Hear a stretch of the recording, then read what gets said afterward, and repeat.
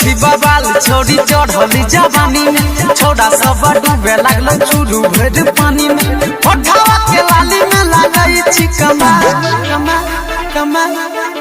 गे सुपोला वाला छोड़ावा के लागई छतुमा सीमा राही वाला छोड़ावा गगड़ दे तो गा गे सुपोला वाला छोड़ावा के लागई छतुमा गे सुपोला वाला छोड़ावा के लागई सिद्धांत रिकॉर्डिंग स्टूडियो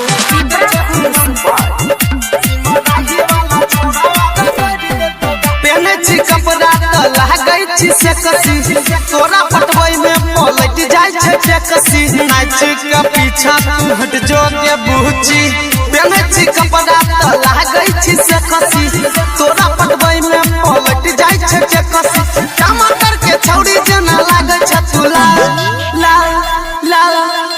गे किसनपुर वाला के लागै छ तू मा गे पिपरा वाला सरगरब छ तू गा गे सुपल वाला छोड़ावा के लागै छ तू मा गे सुपल वाला छोड़ावा के मिक्स बाय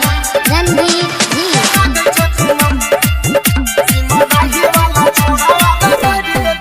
गाल तो हर लागै छौ मलाई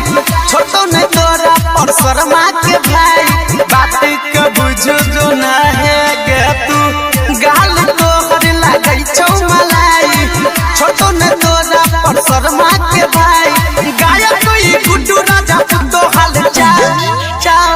चाल गे परसौनी वाला के लागै छ तुमा गे बेरो वाला छोड़ावा गगड़ दे तो गा गे सुकुपुर वाला छोड़ा के लागै छ हिमा आई बेर सुपौल से तू बच के नहीं सिद्धांत रिकॉर्डिंग स्टूडियो पिपरा खुर्द सुपौल।